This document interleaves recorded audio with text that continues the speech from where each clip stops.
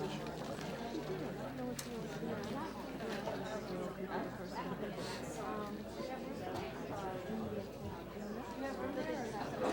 you have it's really important what they look into sort of plan coordinated care that these systems don't talk to each other. So I read this article about nursing homes who's in the same healthcare system, hospitals, nursing homes, and graduates. It's the same system. It's bad enough when you have different systems. It's bad enough the same computer. And they know each other. How can that be? dental records should be shared with primary care records. Dental conditions. So the sharing of information, improved care, quality, cut down costs, how much duplication there is between medical students.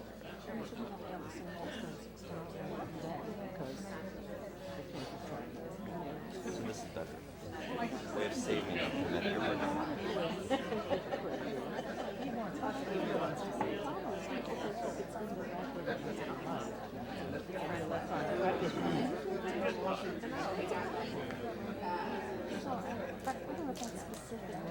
They gave up. We're trying.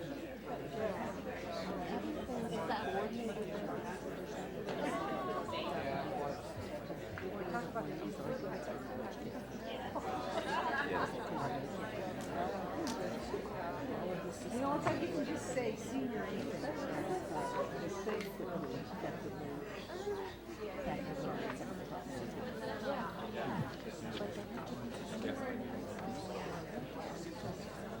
All separate lines.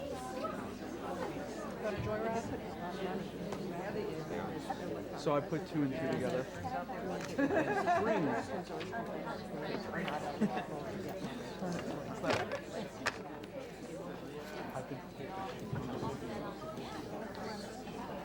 Although, oh no, I got They're giving out water as well. Why did he get the house?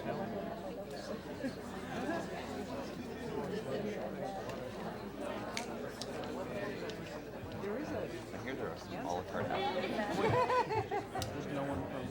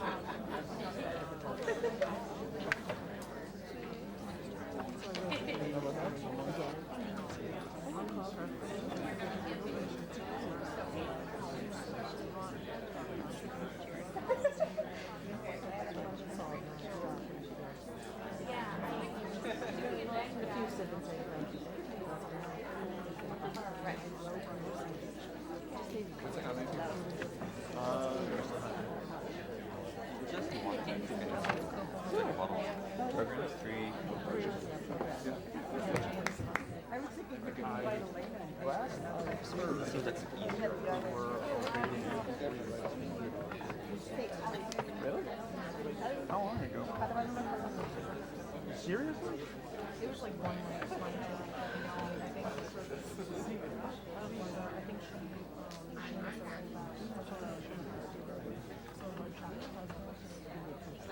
It was a good night's sleep.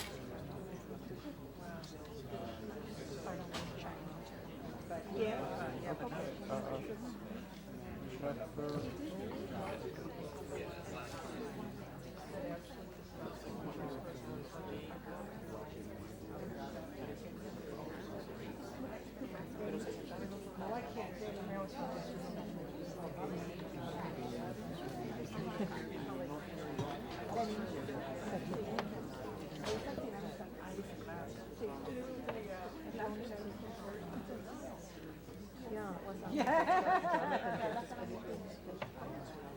So how was the lady? to go somewhere else. Yeah. I mean, I'm not a beach person, but I could go kind of She said she was waiting for us today. You want me to grab her?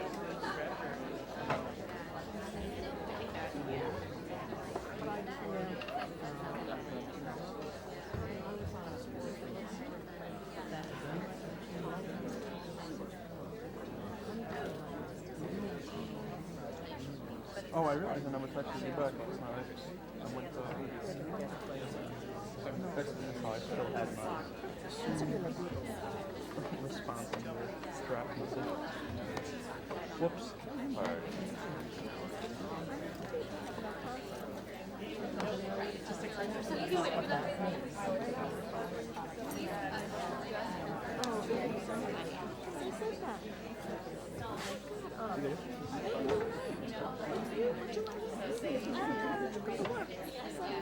I went to work. I went to work.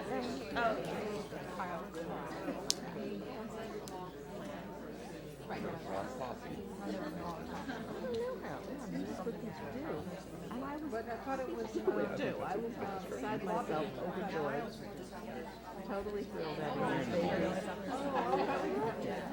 Let's do that. But it is totally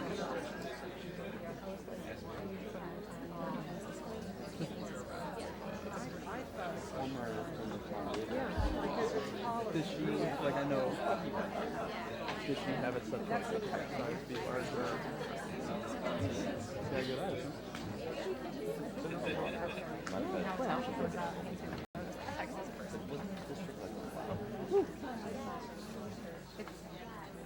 It's going to get altered. Do you think, like, this, I mean, she has plastics, right? Did she, like, take them off? Because I just know that's a thing. If they have trouble with Next time I need a drop here, so bring it forward.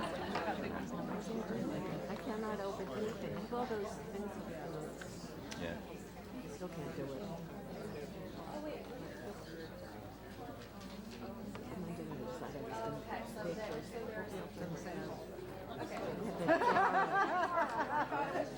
The plum, whatever it was. I couldn't do it. And Danny was playing music, so I went in. So what is it telling you? It's got some No, pretty graphs. no, it's from. Yeah. No, this isn't. This is from Homestead. I had the feeling The pumpkins and pickles, and they have lots of. Yeah. Yeah, there are local stuff that they've put up. So it isn't too sweet and I like it. Man, I don't remember 2008. It's all, well, because like DC was part of the St. Thomas primary in like April of 2008. It was like in very short order for Virginia, Maryland, well, and DC all voted. It was part of so a I had 11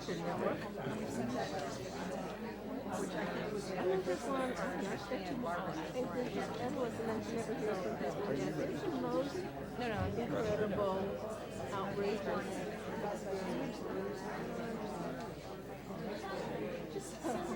it's just a regular primary. How much does that take? 10 seconds? We're on email usage. This is your first time to primary vote. Were you not eligible in Owen?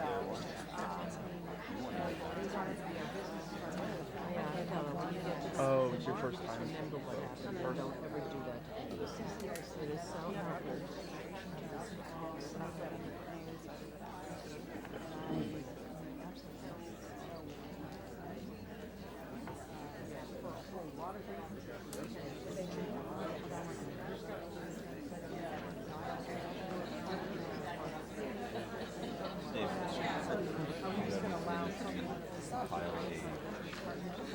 Table work to pass legislation concerning expanding Medicare experience. Something that I'm just surprised it's not door to door instead. So I guess the idea is to know what is out there right now. So that it's important. Is that our end goal? Gotcha. And this, and so it wasn't even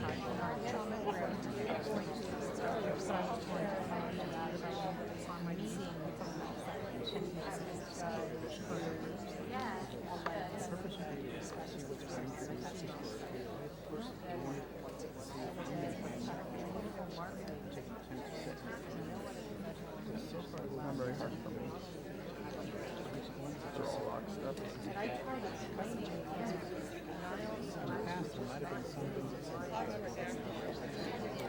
They're not on top. But I was feeling like finance things with pathways, so this doesn't make any sense.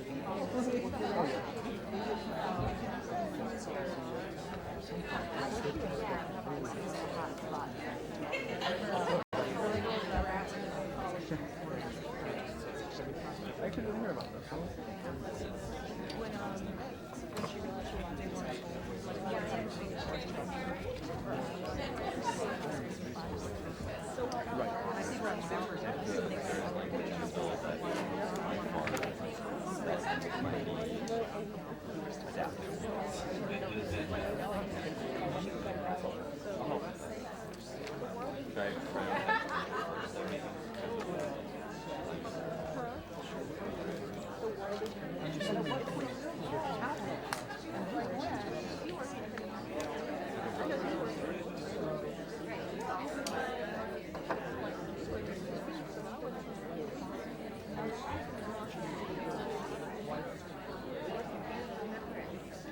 Oh yeah, back to Jacksonville.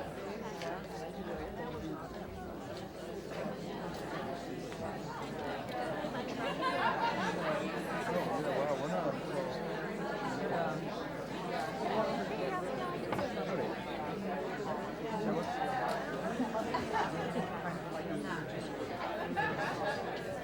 Really committed nurses who were Birkenstocks.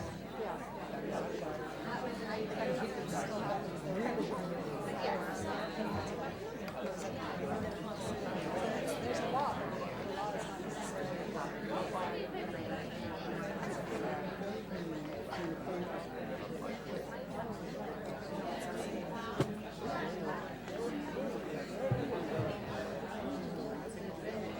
Not to mention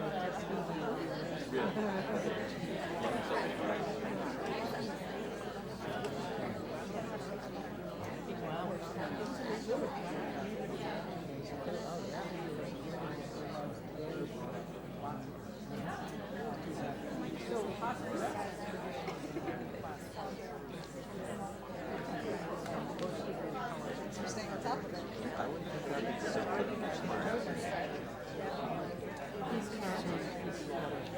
People said he recovered the last debate. And he said, men said, well, we'll do it then, and he's making one of the these debates and are that is confidential. well,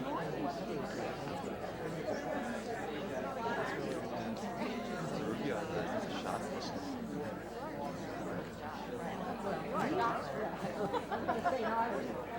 it depends, but if there's no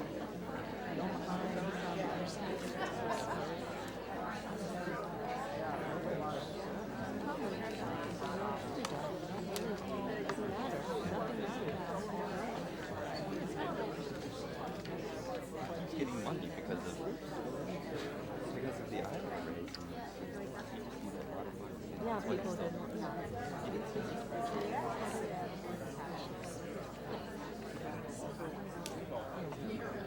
The answers are amazing. Wonderful. Yeah, that's great. They come back.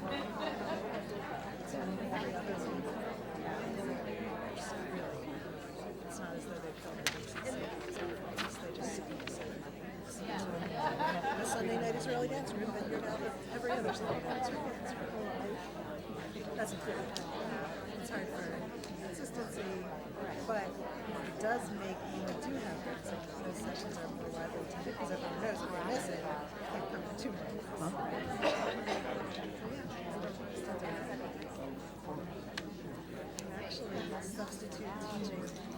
Sunday or next Sunday, I'm a little nervous about this, teaching Israeli dance to a Hebrew school in Reston. I know. Yeah.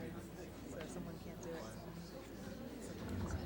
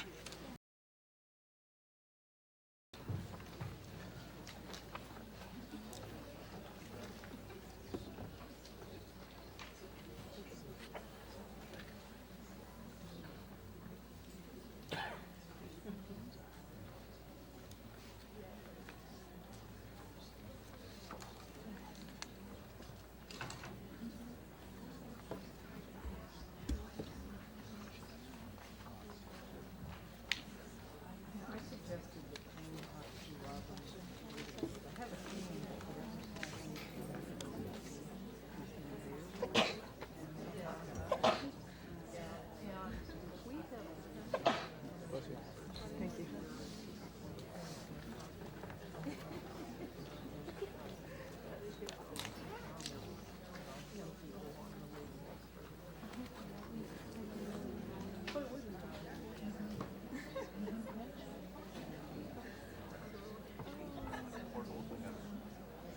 Or even if Robin and Katie know that they share it.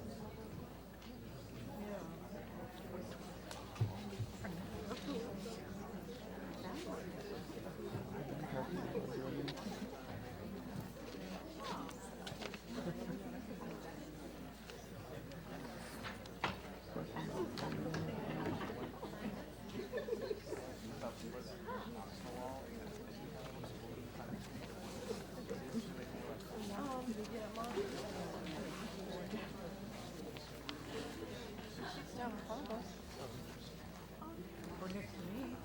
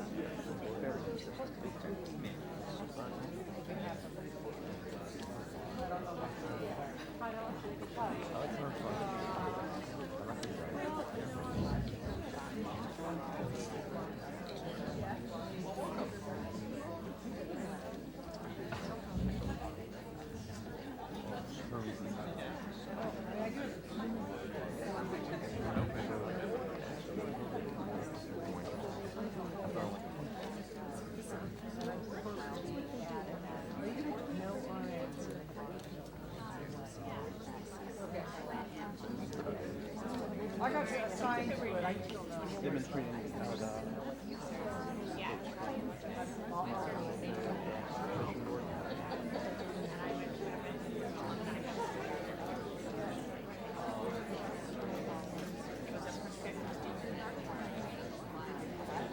I forgot.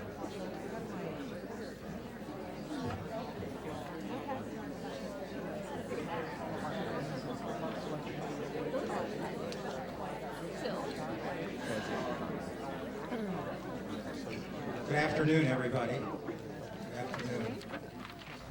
Welcome to Seniors Decide 2016. I'm Max Richmond, Chair of the Leadership Council of Aging Organizations.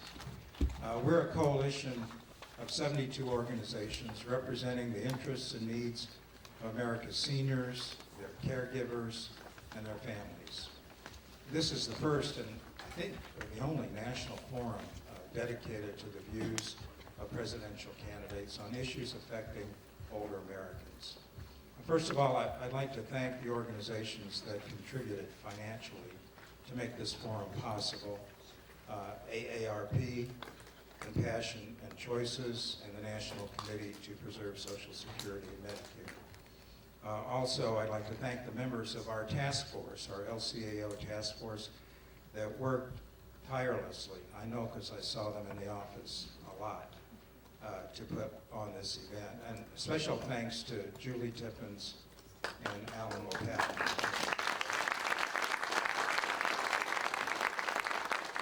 They really made this happen. Finally, I'd like to thank our media partner, Next Avenue, and we'll hear from them in a few minutes, for its support and contributions of its online readers to the questions we received from all over the country. Now, we asked members of LCAO and their community partners to submit questions for the candidates. And we have received, I can hardly believe this myself, over 1,400 questions. We're not going to ask each one of them, don't worry. For everyone here and everyone watching online in a watch party, and there are over 100 watch parties, I think 114 or so. You all have contributed to what we'll hear today from the candidates and their representatives. The questions came to us through Seniors Decide website, also through AARP's Take a Stand, and through Next Avenue's outreach to its very extensive online community. And because we have a large online audience, I'm asking and encouraging the audience to use the hashtag #SeniorsDecide as you share any comments today. Now, we are live streaming today. So I'll ask our live audience here to please keep down the noise and the remarks about what is said today. Of course, if you really like something that's being said, you can applaud. I hope you do.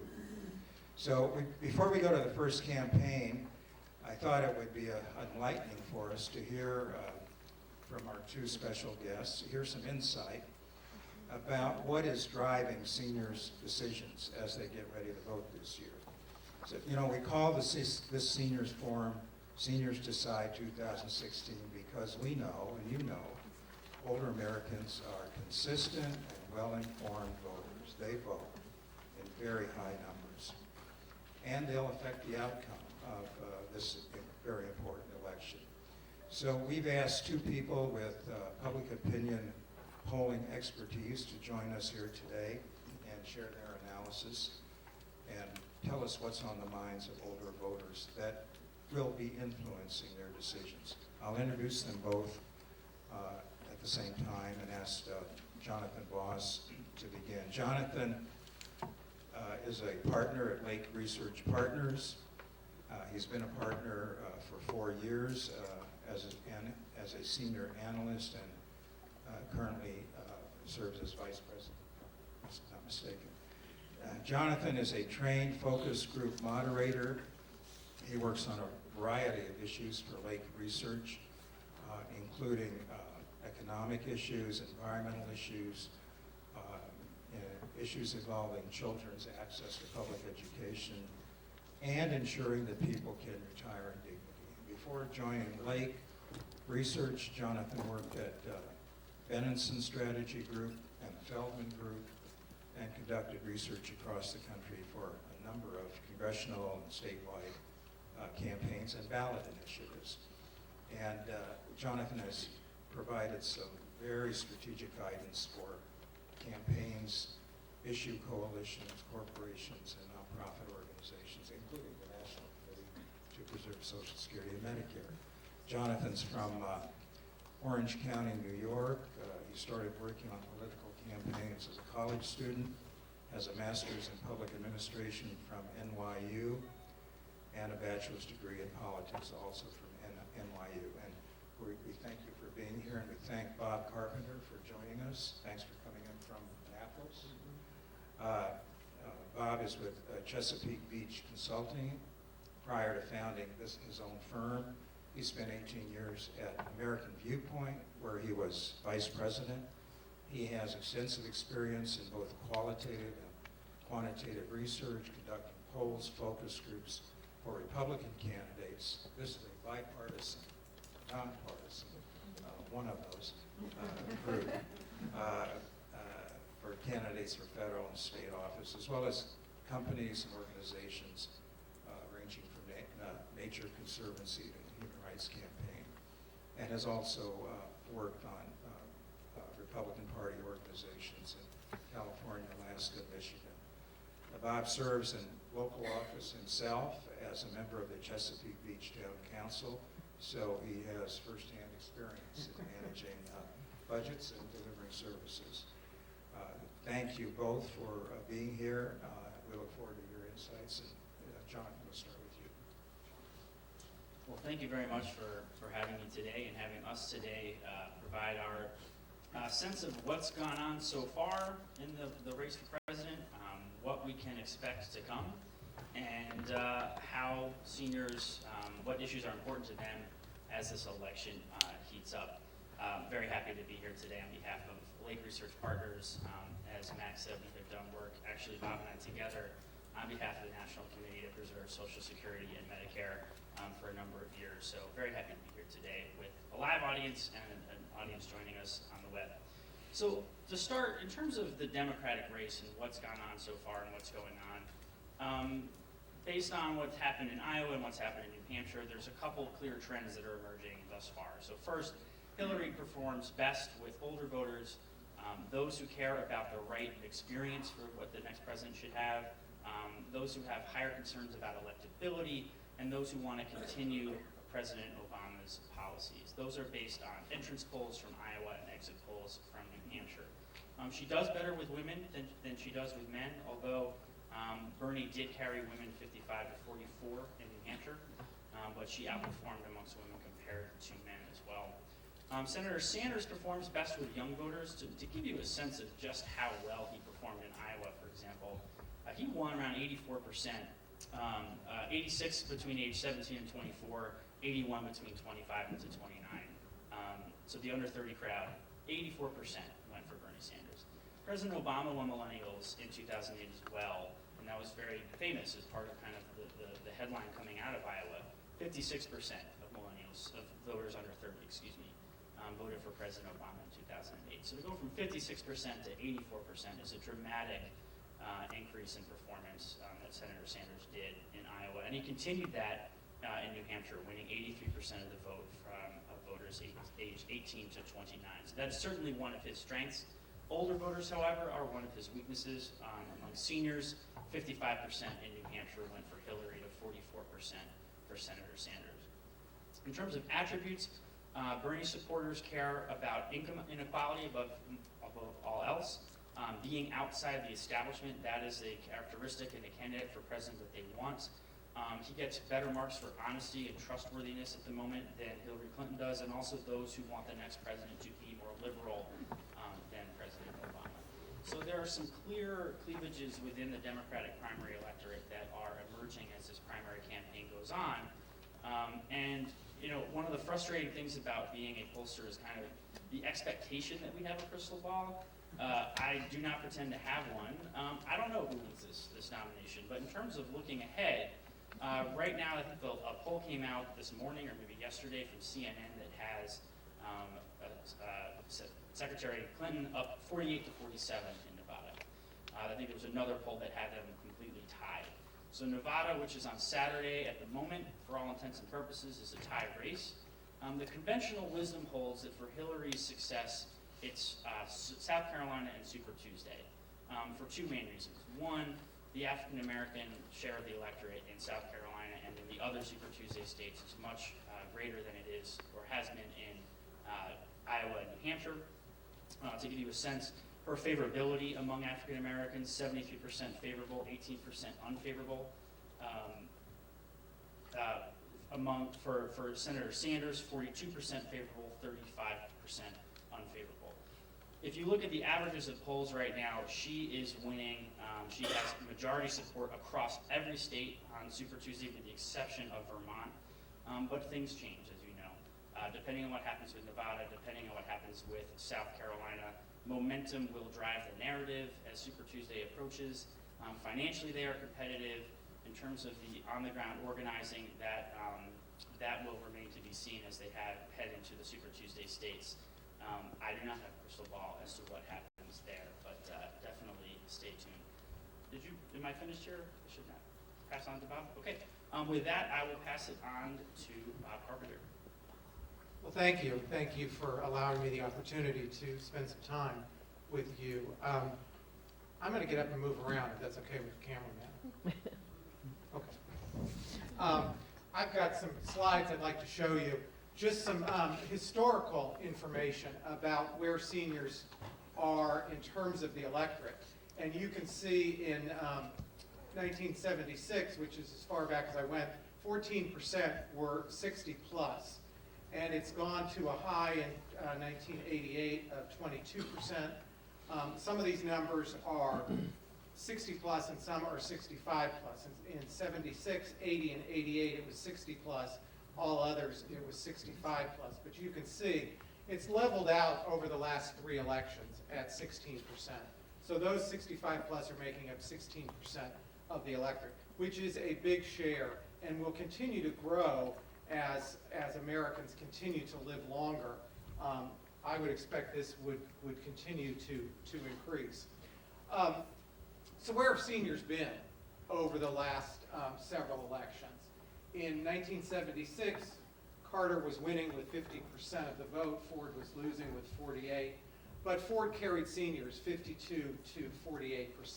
So seniors in that election trended slightly Republican. In 1980, Reagan was winning 51 to 41 over Carter, with Anderson at 8% and getting 55% of the Republican vote. So the senior coalition continued, actually grew on the Republican side. And then in 1984, when Reagan was winning 59 to 41, truly a landslide, if you will, he was getting 64% of the senior vote. So again, the senior coalition remained on the Republican side with Vice President Mondale at 36%. Tightened up in 1988 with George H.W. Bush at 51 to Dukakis's 49. Bush was winning 53 to 46 overall. So the senior coalition was beginning to shift a little bit, and completely shifted in 1992, with 50% going for Governor Clinton and 39% going with President Bush. Clinton was winning 43 to 37 with Perot, the wild card, at 19%. In 1996, Clinton maintained the senior coalition 50 to 44, and Gore held it in 2000 with 51 to 47, with Buchanan at less than 1 and Nader at 2. Coalition shifted back in 2004. Okay, with George W. Bush at 52, John Kerry at 47, and then a couple others. So the coalition has shifted back and forth. In 2008, it remained on the Republican side, 53 to 45, with actually the numbers being exactly shifted among all voters. But again, McCain was at 53. Romney increased that to 56%, while losing to Obama, 51 to 47. So what happens next? It's hard to say. But I wanted to put up the 2012 platform of the Republican National Committee, saving Medicare for future generations and security for those who need it, ensuring retirement security. So in a document that was about 60 pages long, 65 pages long, there was mention of both these with subsequent paragraphs following on, but I wanted to highlight these. The Republican Party is committed to saving Medicare and Medicaid, and while no changes should adversely affect any current or near retirees, comprehensive reform should address our society's remarkable medical advances in longevity and allow younger workers the option to create their own investment accounts as supplements to the system. The dreaded word reform. Both sides, every candidate needs to be very, very careful how they use the word reform when it comes to Social Security and Medicare. Jonathan got into this a little bit on the percentage of the senior vote in Iowa in the caucuses was 28 on the Democratic side, 27 on the Republican side. So a larger coalition than nationally. And how seniors voted in Iowa, Cruz was winning with 28% to Trump's 24 and Rubio 23. Same basic numbers among seniors, 27, 26, and 22. In in New Hampshire, slightly lower numbers, 18% Democrat, 19% Republican, still above the 14% that we saw in 2012 nationally. And how did that break down? Trump at 31, Kasich at 19, Bush at 15, Rubio at 11, and Cruz at 9. Not too different from the numbers among all voters. So what happens next? South Carolina is next on the agenda, Nevada as well. Depending on which polls you believe, the senior coalition could be anywhere from 21% to 64%. The South Carolina Republican House Caucus has it at 64%. I think that's probably high. CBS has it at 21%. That's probably low. It's probably somewhere between the 21 and the 32 of the Augusta Chronicle. But again, we pollsters pride ourselves on having good numbers, but this really shows that if you have a bad sample, you could have bad numbers. So just briefly, coming up next, South Carolina Republican primary on Saturday, the Nevada Republican caucus a couple days later, and then as Jonathan mentioned, Super Tuesday.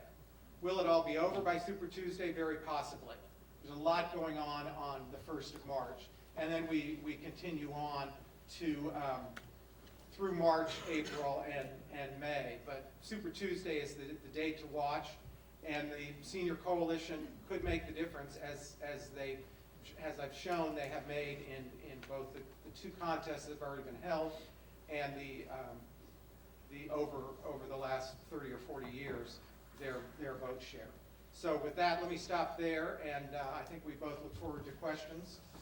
I wanted Jonathan to I don't think he had quite enough time to finish his presentation, so please go ahead. Sure. So I can skip over some of the sense on the Republican side since Bob covered that, and just talk a little bit about the issue environment among seniors out there. So for the longest time, I guess that's really hard to back up, but for a very long time, the economy has dominated the issue agenda across age cohorts, and that same has been true among senior citizens. With the attacks in Paris and San Bernardino, you saw a spike in terrorism as one of the top concerns among voters out there. That has receded amongst all voters, but among seniors it is still as one of the top concerns. So for all voters, the economy is back to being the #1 concern, but for seniors, in the most recent polling we've seen, it's terrorism and security as a broadly defined issue is up there with economic concerns and also those for the older communities such as Social Security and Medicare as well. Another issue, though, that is emerging underneath the radar, and you hear this on both sides of the aisle in terms of, or both sides of the campaigns, is this notion of government reform. So you hear this from Cruz talking about the Washington cartel. You hear this from Bernie talking about billionaires and their contributions. We have seen for a while, and it started to bubble up in additional kind of Gallup tracking of what the most important issues are. This traction behind the reform agenda and even some of these more process-oriented issues like campaign contributions and redistricting, things that we never thought were, we always thought they were important, but never kind of top of mind, and they are starting to become a little bit more top of mind among the electorate, particularly among seniors as well. Seniors are more tax sensitive than other voters for understandable reasons, with the sizable numbers who are have fixed incomes. So that can be something that can be led in an election in terms of proposals that might have impacts on taxes. They are more likely to believe that wealth is the product of hard work than opportunity than are younger voters in the election. When it comes to Social Security, one of the things that we have found in our polling on behalf of the National Committee and others is that a lot of the standard proposals that are out there, raising the retirement age, means testing benefits, et cetera, we find majorities across party lines actually oppose, and that holds true with seniors as well. The one that they favor is expanding benefits by raising the cap on wages. So 79% of all voters favor this, 82% of seniors favor this. But the main thing why that isn't bubble up as to a top concern is that there isn't a perception right now that Social Security is under attack, the way that some people did perceive that, for example, during the Super Committee back in 2011, or when former President Bush was proposing to privatize Social Security, for example. And right now, we actually find majorities believe that Social Security will be there for them when they retire. A 54% majority believe that. When it comes to Medicare, the one proposal that we consistently see, or have seen for a couple of years now, and particularly among seniors that we see support for, is allowing the government to negotiate for lower prescription drug prices. When we talk about what the main problem is within behind prescription drugs, which are a particular concern for senior citizens, amongst all voters, 25% say insurance companies, 23% say the government, 15% say prescription drug companies. Amongst seniors, though, prescription drug companies are right up there with insurance companies. So insurance companies, 24%, government at 24%, and prescription drug companies at 22%. So for seniors, they see prescription drug companies more as a problem within Medicare and within and whose decisions impact their cost of living in their day-to-day, and they see them much more as a problem than do voters overall. And we have seen it in our polling, as I mentioned, support for allowing Medicare to negotiate the prescription drug prices. I do have other stuff I can talk about on the ACA, if that is of relevance, or if you want to. Sure. So I spoke to Max and some organizations 2 weeks ago, and that morning there had been another vote to repeal the ACA. And one thing we saw in a recent polling was that when Kaiser has a tracking poll on this, when Republicans do this, are they being politically advantageous, or do they think that it's bad for the country? And so I, as the Democrat of the two pollsters over here, am okay with Republicans continuing to try to vote for repeal. 60% of independents say that they view the repeal votes as being politically advantageous as opposed to thinking their motivations are pure. But when it comes to perceptions of the ACA, seniors are actually a little bit more pessimistic than are voters overall. So there was a poll that was asked recently that had a variety of different options of what do you want to have happen to the ACA. The top two were make changes to improve it and repeal. Neither of those got a majority. Among all voters, 33% want to make changes to improve, 24% want to repeal. Among seniors, though, 33% want to repeal, just 29% want to make changes to improve. So a lot of that, though, tracks to perceptions on the president. Seniors have lower favorability ratings of the president than do voters overall, and perceptions of the ACA, also known as Obamacare, have been largely wrapped up in perceptions of the president for some time. So the fact that seniors have more negative views of the ACA does not surprise me, given they have more negative views of the president than do other voters. In terms of, there is a narrative out there that the ACA is raising insurance premiums. The Kaiser survey that I mentioned earlier found that among pre-seniors, so between 18 and 64, actually that is not pre-senior, that is everyone but senior. Forgive me there. 68, in a way they are, yeah, I'm a pre-senior as well. 68% say their health care is excellent or a good value. Among those who are insured, 88% say they are satisfied with their insurance, and 88% did not change their doctor. Those same questions among Medicare recipients, so 65 plus, 90% are satisfied with their insurance. So seniors are wildly satisfied with Medicare, but there is a perception that younger voters are not satisfied with the ACA, and while there are certainly anecdotes to that, the public opinion shows that there is satisfaction in their insurance, and folks have not had to change their doctor as others have posited. So I'll pause there. I don't know if you wanted to open it up for questions, or Bob, if you had more. Well, let me ask Bob if he had any other comments to make. Particularly, I'd be interested, and I think many of us would, in your research shows what the impact of the Affordable Care Act had on some of the congressional races since then, as well as the presidential.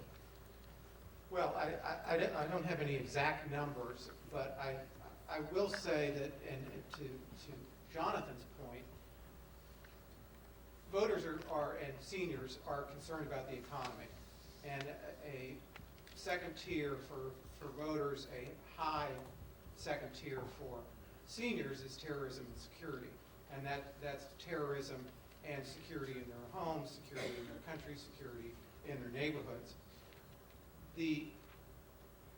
Repealing the Affordable Care Act is not on anybody's radar screen, except about 240 people downtown.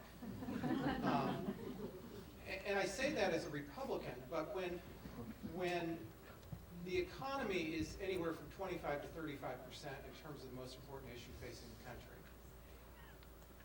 repealing the Affordable Care Act is not doing anything to improve or fix the economy. And at some point, voters are going to get fed up with the, what are we, 75 or 80 attempts. Let's move on. Let's talk about issues that are important to voters.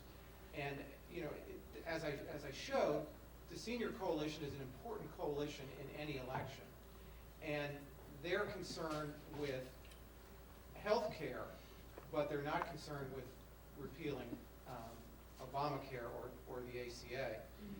In terms of the various candidates, or multitude of candidates on my side of the aisle, I would ask you all to go to their websites and look and see what they're saying about senior issues, what they're saying about the issues that are important to you.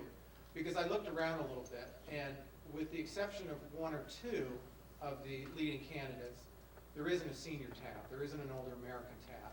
There's a lot of information on those websites, but when you're prepping for something like this, you know, you'd like to know where a particular candidate stands. Now, there's a lot of information about where the candidate stands from other organizations, but I'd kind of like to know from the candidate, him or herself. So I think we need to do a better job of pressuring the candidates to speak out on the issues of importance. And if it's between, you know, if it's 14 to 20% of the vote of the electorate, I think that they have an obligation to tell you where they stand. As we move forward between now and the close of the primary season, whether that's on Super Tuesday or at some later date, the candidates need to tell you. And we've got a number of candidates who are need to be thinking about their retirement years, because some of them are nowhere near that. On my side, on the Democratic side, the candidates are slightly older. But they need to be thinking about and talking about issues that are important to voters. And certainly Medicare and Social Security, dare I say reform or maintenance, are important, and they need to be talked about. I couldn't agree with you more on the last point. And I think many of the groups here and watching have been encouraging their membership to go to town hall meetings in Iowa, New Hampshire, South Carolina, Nevada, and onward, and ask those questions, because I was very interested in your comment that these candidates avoid talking about reform. And when they do talk about reform, they don't explain what it means. So I would ask anyone who's involved in this program, when you go to your town hall meetings, and someone who's running for president talks about we need to reform Medicare or Social Security, what does that mean? Does reform mean raising the retirement age? Does reform mean reducing benefits? Does reform mean bringing more revenue into the program? You know, and I'm not surprised there are very few tabs that explain this, because I haven't seen that either, which is one of the reasons we're having this Seniors Decide Forum. Now, we're gonna open it, I think, to a couple questions from the audience. We did have one from our online visitors, and I'd like to ask your comment on it. We know there are about 10,000 people every day turning 65 and being eligible for Medicare and soon for Social Security. But I'm curious, and someone forwarded this question, what are you detecting that is driving, call it younger retirees, people 50, in their 50s? Are there issues related to the issues concerning seniors that are important to people that are in their 50s? Either one. Well, as somebody who's in their late 50s, I'm, like many seniors and pre-seniors, scared to death that the program won't be there or won't be the same as it currently is or as we expect. You know, saving for retirement is one thing that many of us do horribly, and having the safety net of Social Security is extremely beneficial. So again, as somebody late 50s, approaching 60, the concern that it's going to be there, and it's going to be in the same form that we've come to expect and that we've paid into for 30 or 40 years. And I would just add, actually, even prior to that question, which I think helps shed light on that question as well. When we had looked at Congressman Ryan's budget and his proposed changes to Medicare, despite a lot of attempts at trying to say that it would not have any changes on current beneficiaries and soon-to-be beneficiaries, there was a lack of trust that would be the case. And so there was a fear that changes to Medicare would increase costs, would make it harder to choose your own doctor, would increase prescription drug costs and out-of-pocket costs as well. So there was anxiety that that some of the potential reforms out there would make the current programs not as they have been for those. And when I say pre-retiree, we look at between 50 and 64 typically is that definition. Also, with the stock market, I don't know, 10% down over the past month or two, something like that, and plenty of volatility between, and I am not an economist or a financial advisor, but you know, with China and with, I sound like Donald Trump when I say that, with China, with the oil prices going down and whatnot, that generates some of the additional economic concerns that we see. So the fact that that the economy has returned to the #1 issue among voters under 65, it's even more important for those who are trying to save for retirement, who see this volatility and the fact that there's not much they can do about it. If they have saved, they've tried, and now things are happening and their nest egg is being threatened. So that those kind of concerns and the fact that they're running out of time to put money away, those kind of concerns contribute to the economic anxiety and contribute to a lack of trust when some of the reform proposals are put forward, that they are going to change the programs in a fundamental way and not keep the promise that they have made when they've been working their lives prior to that. You know, when I have participated in hundreds of town hall meetings over the years, and often find seniors about to be Medicare eligible are astounded to learn that Medicare does not cover vision, does not cover hearing, does not cover dental. They just assumed that that was the case. And a lot of the groups here are supportive of legislation that would begin to add those benefits. Are you hearing any of that in any of your research on other healthcare needs of seniors?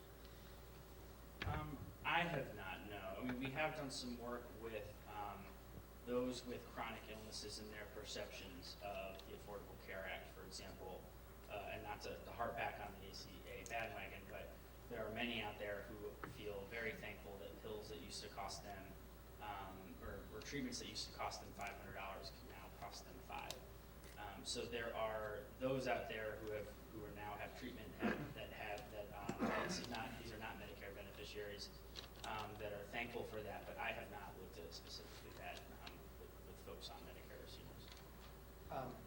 I have not either. I have not seen any of that. I think that one of the reasons that we as pollsters or we as focus group moderators may not have asked that question or asked that series of questions is that there's so much else. You know, when you're talking about expanding the cap, or when you're talking about raising the minimum age, or when you're talking about reform, there's so much in that bubble to talk about that you don't necessarily have time to get into the expansion in terms of other health needs. I wanted to invite the audience, anyone in the audience that has a question, and I'll repeat it so we can make sure, I'll try to repeat it. Go ahead, yes. I'm a former federal employee. I was with the Federal Employees Health Benefits Program for over 40 years into my retirement. Started in 1973, and every year since 1973, my premiums have gone up. I think President Obama was 12 years old in 1973. My question is, how could a system that is designed to pool uninsured people to get them a group rate drive premiums up as it is on the Affordable Care Act? Because that argument doesn't make any sense to me, and nobody ever explains to me how it drives it up. Because it's been going up, it's the same insurance companies, what before ACA and after ACA. So how do they blame Obamacare for the premiums going up? I think we heard it. I'm not going to. Not being in economists, I have a hard time answering that. I do not pretend to be a policy wonk. I do think, though, that the blame game as it's been played when it comes to ACA, the Affordable Care Act, is inherently political. And so to what extent is it rooted in reality? That's a very fair question. I think that, we heard from Senator McConnell saying that he was going to, I forget the colorful language that he used, but use the ACA to sink the president to be a one-term president. So I don't know the technical answer to your question, but I certainly know, and I'm aware, as I'm sure others here are as well, that the ACA has been very politicized since it was passed. Well, I'm not an economist either, and nor a healthcare expert. I can tell you, as Jonathan mentioned, the ACA and Obamacare are blamed for everything. The ACA is a little bit like being a locally elected official, as Max indicated I am. The weeds in your lawn are my fault. The weeds in your lawn are the ACA's fault. It's an easy punching bag, and so I think that's the reason that it's blamed for many things. The ACA, in my experience, has benefited a lot of people. I don't run into people that it's harmed. It's actually benefited me as a I own my own business. I'm a one-man band, and I would have trouble getting health care without the ACA. Back there? Yes?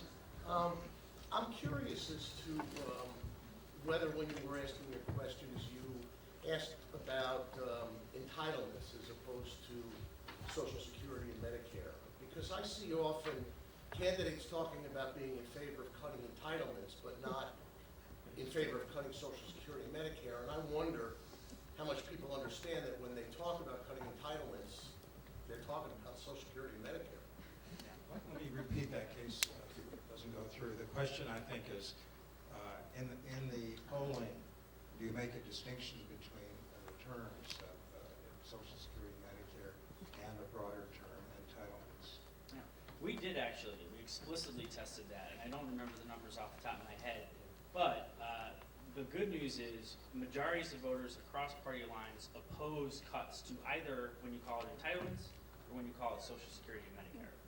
Support for those programs is stronger, though, when you say Social Security and Medicare. So entitlement has been an attempt to try to undercut support by kind of creating those programs as a handout, entitled as opposed to deserved.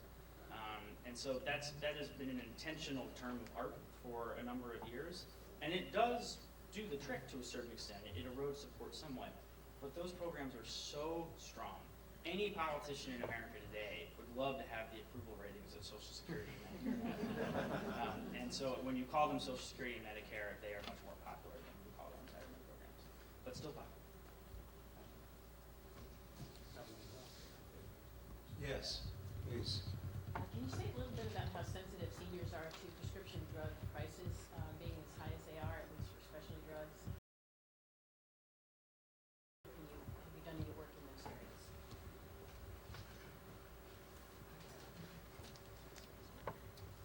The question was about sensitivity towards prescription drugs, and in particular the donut hole. And Bob and I have not done work specifically on that in recent times. But what I do see in the data that's available out there, regardless of what we've asked, is that there is a greater sensitivity to those costs. So that's when you get these anecdotes of seniors buying drugs from Canada, for example, because when you're on a fixed income and the prices go up, what are you going to do? So I mean, it came clear in the data when we were preparing for this that it is prescription drug companies are they are perceived to be a larger part of the problem among seniors than they are among other voters, and the cost of prescription drugs is of a greater concern for seniors on fixed incomes than it is for other voters as well. And I would just add that issues like that, which are fairly fine-pointed, tend to rise in the numbers as we see them around an event. You know, the guy that bought the company, I don't remember his name, and raised the cost 400 or 500%, and now is, you know, a guest of some state or federal institution. We would have seen an increase in numbers in terms of the concern or the unfavorableness around that.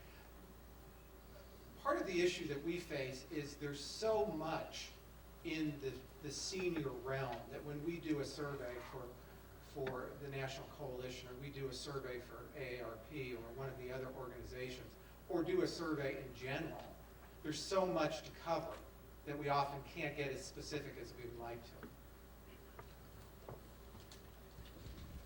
Yes, back there. Hi.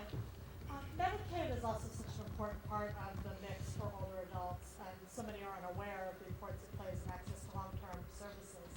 I'm wondering if Medicaid even shows up as kind of registering in the older worker kind of issue bit when you guys talk to them. A little bit. It is. The question was about Medicaid and whether or not it comes up in the conversation with seniors. And it is popular. It is somewhat confused with Medicare among some folks. But the Kaiser survey that I've mentioned to you a couple times, when they were asking about what are the most important issues, 64% said the cost of health care, Medicare 61%, Medicaid 55%. So that's still important, and these weren't asked pinned against each other, we gotta pick one. So 55% of people saying that Medicaid is important is still much, that's a very strong number. But relative to Medicare, relative to the cost of health care, and that I think my gut tells me that that's a little bit just based on low information about the program relative to Medicare, which more people are familiar with. I would just add that Medicare and Medicaid are important, as evidenced by the paragraphs of the 2012 Republican platform. The opening sentence, the Republican Party is committed to saving Medicare and Medicaid. So it's on, maybe not an even par, but it's certainly up there in terms of importance, I think, to both parties. We'll take a couple more back in the way back. It seems that the long-term care and caregiving are the real calamity facing most older people and their families, but it never shows up. Is there any evidence that there's a latent issue there and a framing that would bring it out of the woodwork? We always talk about Medicare, but it's really the long-term care costs that are nailing the money. Sure. So some data that I've seen, and it is admittedly dated, but long-term care is certainly important. Perceptions of it vary though based on the type of care. So nursing home care is the least favored compared to home care or group home care, for example. So their concerns about that are to ensure that the caregiver has been vetted, that they've gone through a background check, that they have proper training and proper qualifications. So it is, when we ask about it, it becomes a concern. It's something that does register. The preferred mode would be home health care followed by group home care, with nursing care being seen. There are some negatives around nursing home care in the last time that I've seen data on it. But the question is more, this is devastating costs, not which thing you would prefer. You prefer the guillotine or the shotgun. It's a terrible outcome either way. So is there a way that people are beginning to notice that this is a calamity for families? That's a great question that unfortunately I don't feel knowledgeable enough to answer in that level. The level is about the question's about do people know about the cost of long-term care and to what level what extent does that generate concern? And I don't know the answer to that. I don't have any data to back up what you're asking or what you're suggesting. I think it's a matter of when you face it, it's a concern. The same as when you have Medicare and you go to get a hearing aid, or you go to get glasses, or you go to get your teeth fixed or cleaned. Then it becomes a concern. Then it becomes knowledgeable. But at this point in time, I'm not sure that the average American knows enough about what Medicare covers and doesn't, and the other issues that face senior Americans. When they slap you in the face, you recognize it. But when you're 23 and living life, it's not something that you live or that you're concerned about, because unless you've got senior parents or grandparents that you're experiencing that. But again, to the point I made earlier, there's so much in the senior realm that, you know, we could do a 2-hour survey and not even brush the surface of issues that older Americans are facing every day. Thank you very much for your presentations. You're a great team. We've used both of you, and you're a great team. Thank you. Let's give them a round of applause.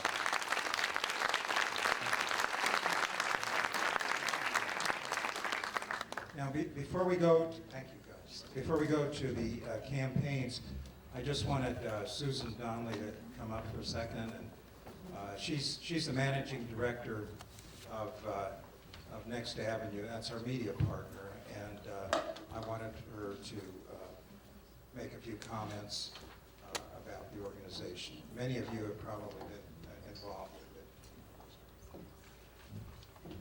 Thank you so much. I'm actually excited because I do have something to say about long-term care, so that's good. I need this.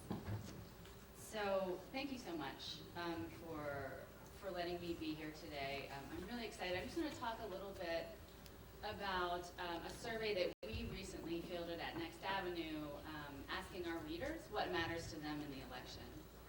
I should first say, for those of you who don't know yet, Next Avenue is the first and only public media website designed to serve the needs of older Americans. So every day we're part of the PBS family, and every day we're publishing articles and resources and surveys to help our readers navigate their path as they age.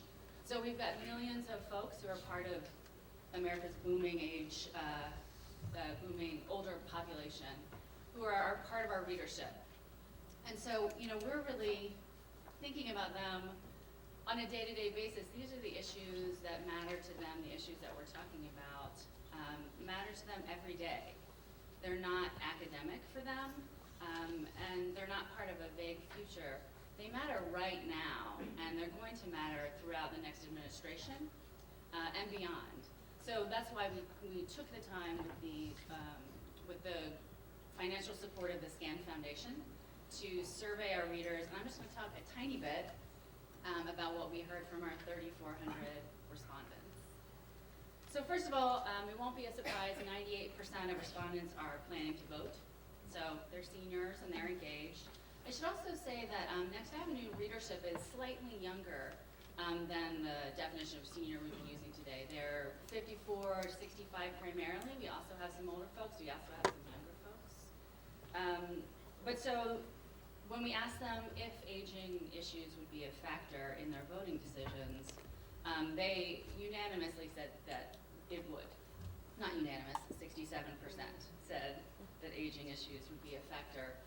And 73% told us that they don't think presidential candidates are paying enough attention to the issues that matter to older Americans. And that is why Next Avenue is a media partner for this event. Our readers want to know where the candidates stand. We talked about that a little bit before, and it's events like these that are part of making that happen. So we're really excited to be able to share with our readers what we learned today. So in addition to sort of knowing generally that aging issues matter, we drilled down a little bit deeper and talked about a few specific issues. And what we heard across the board is something that I think echoes what we just talked about, which is two issues really rose to the top for our readers, those being healthcare and financial security. They told us this in several different ways. They were asked to rank issues in terms of what matters most, and also significantly in narrative comments. They told us really time and time again that they're concerned about their personal economy and the security of their quality of life. So one example that I think reinforces what we were talking about earlier regarding drug costs, 94% of respondents said that they support government finding ways to manage or reduce drug costs. So that's right there at the nexus of healthcare and personal finances. And that theme continued. We think a lot and write a lot about long-term care at Next Avenue. For about a year and a half now, we've been publishing an ongoing special report about long-term care issues.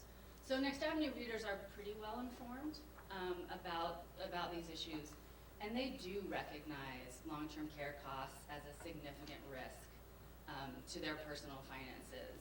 We did a related survey in October, and about 6,000 respondents told us that a quarter of them were, or only a quarter of them, were confident about their ability to pay for their long-term care needs, and majority supported policy options to help Americans finance long-term care.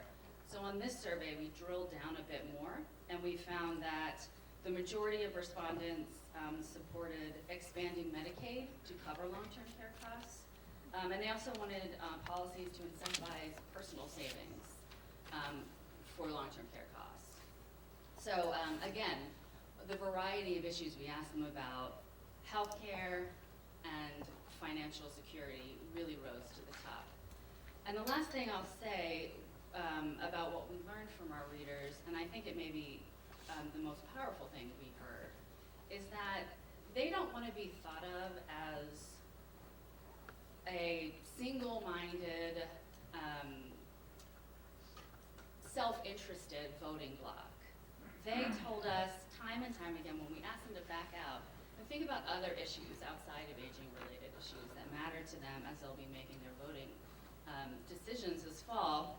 And aging-related issues came in fifth. It was behind the economy, healthcare,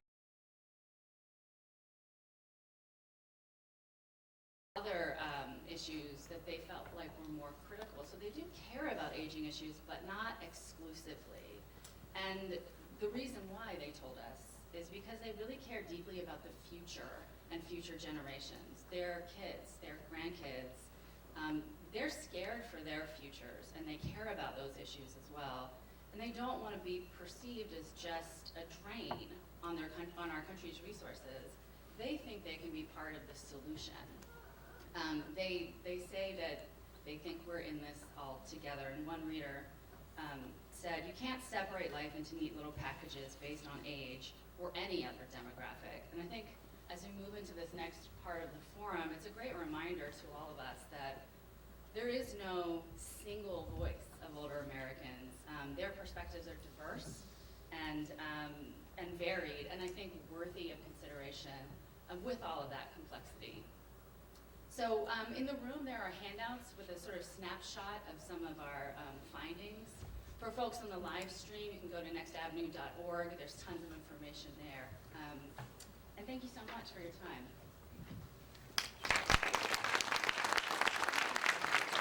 Thank you so much.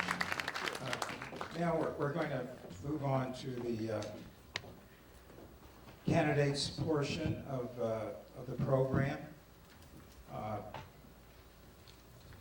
Hello, Congressman. When we started working on this, we sent a letter of invitation on November 24th to everybody that was running for president. There were a few more running than there are today, but everybody got a letter.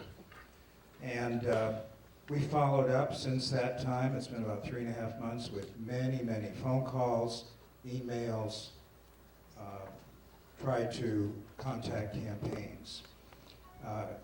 Governor Kasich and Senator Sanders, recognizing the importance of the issues impacting seniors, accepted our invitation. Now, all of the other campaigns declined to participate, and I was going to say that that speaks for itself, but since it speaks for itself, I guess I don't have to say that, right? Anyway, Governor Kasich of Ohio, Republican candidate for president, is represented today by former Congressman Tom Davis. We're honored to have you here, Congressman. Congressman Davis served 7 terms in the House of Representatives, representing the 11th District of Virginia, just not too far from here. And before that was a member of the County Board of Supervisors. He served in the House with Governor Kasich, who chaired the House Budget Committee, I believe at the time You served with him. Congressman Davis chairs the governor's campaign here in Virginia, and we're honored to have you with us. And also, I understand you have a special relationship with George Mason University. You're the chair of the Board of Visitors, so thank you for having us visit. Thank you. I also teach a political science class. Now that I'm chairman of the board for free. And the most important part of my resume, though, is that I left Congress undefeated and unindicted. And I'm very proud. So I'm a senior. I'm 67 years old now. But I remember when I came to Congress. I was chairman of the House Republican Campaign Committee 2 cycles, chairman of the Government Reform and Oversight Committee. And I will tell you, the way politics is, you always say this when you leave and look for the good old days. I'm not sure they were good, but it's gotten so polarized today. It's been hard for me to really get enthusiastic about anybody. I'm enthusiastic about John Kasich. When I first came to Congress in 1994, I remember a lot of my advisors say, "Stay away from this guy. He's hard right.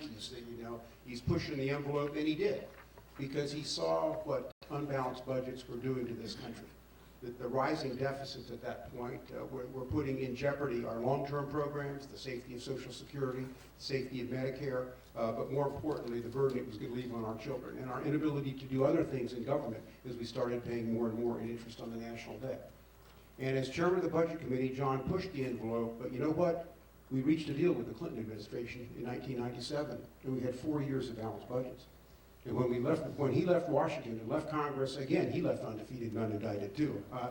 To leave for the private sector, he left us with projected budgets as far as the eye could see, and the new Congress and new president came in and just, it kicked it away between wars, between tax cuts and all these other things as it added up and continued government spending. It went away, and now we're at the point where we can't do a lot of things we'd like to do. By 2020, or 2022, the Congressional Budget Office says we will be paying over $1 trillion a year out of current revenues just for interest on the national debt. What does that do to our kids? The first $1 trillion of taxes coming in goes to pay for the party that's gone on in the last 30 years. It's not fair, it's almost immoral. And somebody has to come in and try to straighten this out. Well, John Kasich has made this a part of the very fiber of who he is. So he was out in the private sector for a number of years. He came back, was elected governor of Ohio 6 years ago. Took on a Democratic incumbent and defeated him, and was reelected. The voters of Ohio reelected him by 30 percentage points 4 years later. But what did he do? When he came into Ohio, it was an $8 billion deficit. They weren't sure they could even make a payroll at the end of the month. The economy was down, revenues were down, they had commitments that the state just couldn't make. John Kasich made some tough decisions in his first year in office, and his numbers plummeted. But as I said, 4 years later, he was reelected by 30 points, which tells you something about he used the capital he had from his victory to make the tough decisions that had to be made. And the end result is that $8 billion deficit has turned into a $2 billion surplus today. They have added to the rainy day fund. They've added 400,000 net jobs at a time when Ohio was losing jobs before he came. He's put the welcome mat out to business, and whatever you think of business, you can't fund important programs without a tax base. And he recognizes that one of the major jobs of a corporation or a president is to attract capital, to attract business there so they provide the jobs and provide the tax base so that we can do the other things that are important to seniors, to young people, and the like. The problem with a lot of these presidential plans right now is their numbers just don't add up. When you take a look at them, you look at independently how they get scored, their numbers are way off. They sound great. We're going to give you a free education, or we're going to do this, or we're going to do that. But you have to pay for these things in the end. And as the old Fram oil filter guy says, you can pay me now or you can pay me later. And when we pay you later, we don't make these decisions today. Really, the odds down the road, the options get smaller and smaller and more severe. And it particularly hurts people who are on fixed incomes. It particularly hurts students who are trying to get a start in life. And John Kasich understands this, but he doesn't just talk about it. He has done this. Today, as I said, a $19 trillion deficit projected to go by 2022 to over $1 trillion, which will be 40% of the budget will be lifted up on interest on that debt. That's not just because of the rising debt, it's the fact that interest rates are so artificially low today. The problem is masked, and we don't expect them, at least the Congressional Budget Office doesn't expect them to stay there forever. John was on the Armed Services Committee for 18 years. He is a defense hawk. But he also recognizes that the Defense Department has a lot of money that they're spending maybe in inappropriate ways. So he led the fight in Congress against the B-2 bomber when they were trying to get that funded and scrapped most of the funding of that, saying we didn't need it at the time, that we could use our money in other ways. So he's not afraid to stand up to special interests when it makes sense. But if you don't balance your books fiscally, nothing else works. John Kasich hasn't just talked about it, he's done it. He's done it across party lines. And if you listen to his rhetoric today, he's his own man. You take a look at the Medicaid funding in Ohio. He took the Medicaid funding, and he's under assault from every other Republican running against him for taking money because it was, quote, part of Obamacare. Frankly, he made it Ohio Care, his own program. He used it to help premiums for people who couldn't afford it otherwise, and he opened up a lot of nursing home beds for people who otherwise wouldn't have qualified, rather than just saying, we don't want to take that money because we don't like the source it came from. I think he's got not just the courage of his convictions, he's been butting up against the establishment all his life, but he's made things happen. He's one of the few people I can be enthusiastic about, and you can't see him here today, but if you're Monday, he'll be at George Mason campus in Fairfax at 10 o'clock, and you're welcome to come out there. He's going to be doing a town meeting there. I think I'll stop right there and open up for questions, Max. Great. Thank you so much, Congressman. I'm going to ask the audience to pose some questions, but I was very interested in your comment about Governor Kasich's approval of Medicaid expansion, because he's taken a tremendous amount of flack on the campaign trail for that.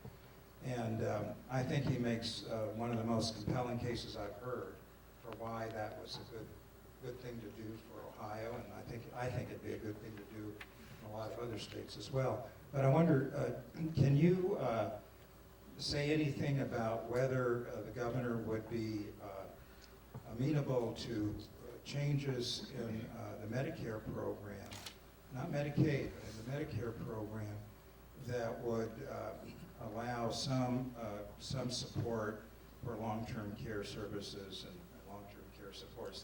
That issue came up with the... Well, if you look at what he did in Ohio, is he put part of that money toward long-term care, for not necessarily having to put people in hospitals and warehouses, but to let them have home care, which in many cases is cheaper.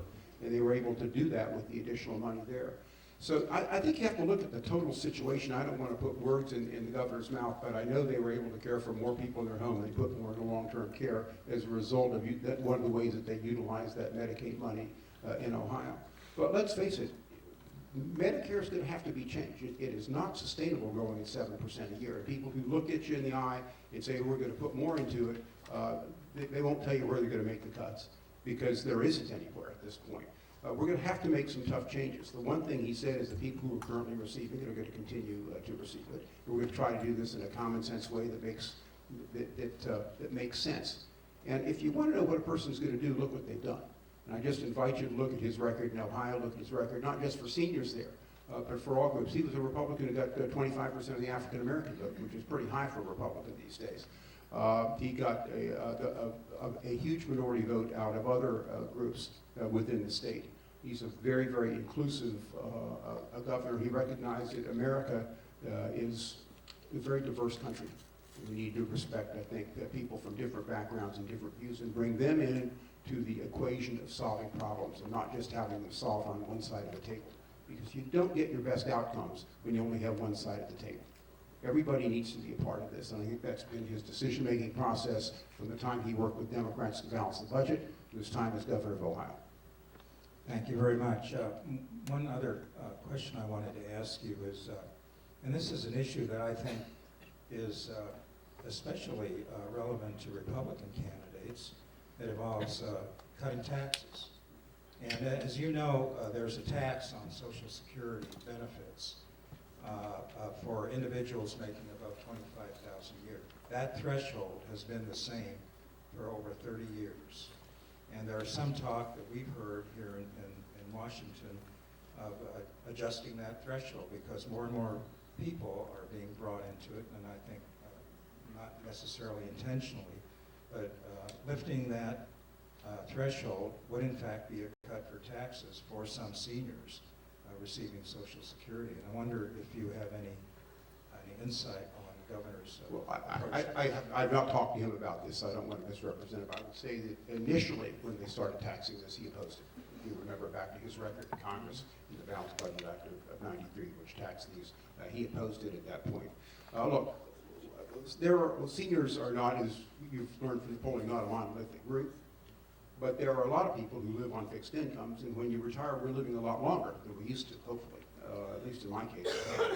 And as a result of that, you know, with COLAs have been held down and everything else, I think he recognizes the burden that puts on a lot of seniors of just being able to survive.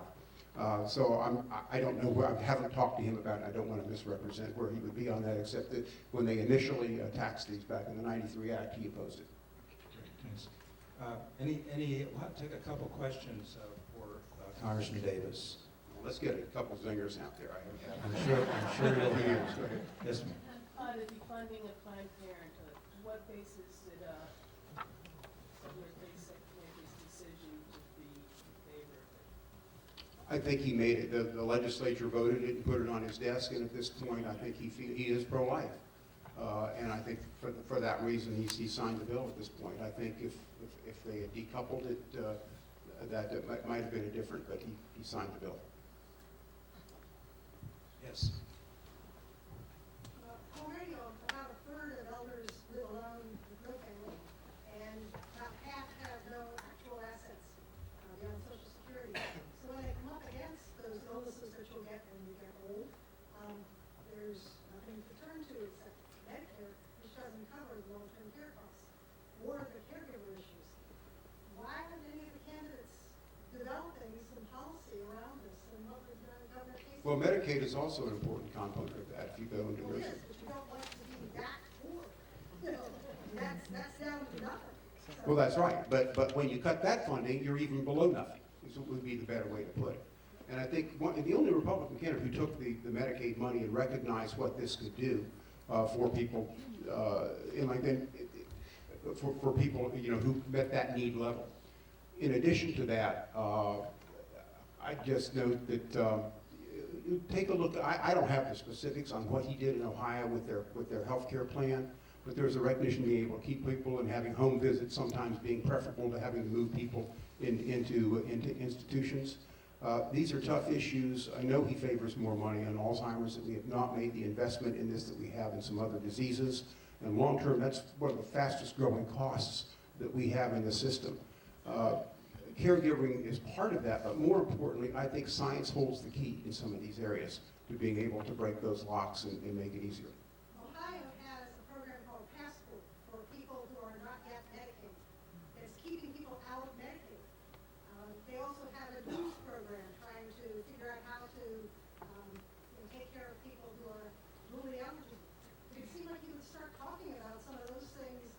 Some are maybe not so good, but Passport looks like it works pretty well. Yeah, you know, we told him that. It probably just doesn't play that well in a Republican primary, to be honest with you.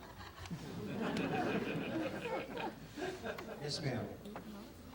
As a former elected official back in Texas, I appreciate anyone that steps forward to run for any office.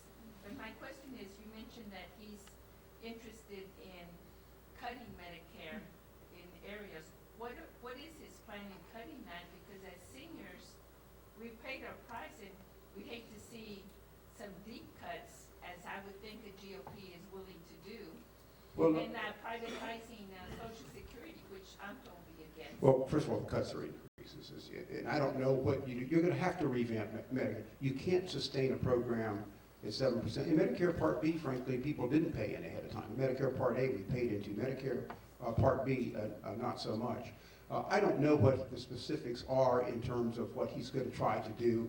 I know they favored Medicare Advantage has been something that they've championed. It has had success in some areas. It's, I guess, a level of controversy. But I think, you know, I don't have any more specifics on that and the talking points on this to say, except to say, to look you in the eye and to just be able to say we're going to be able to continue and sustain this funding, there won't be any other programs left. And so we're going to have to take a look at that. The good news is Social Security is easily fixable if we act now. But the later that we act on that, I think the more difficult that gets. Any other questions? Yes?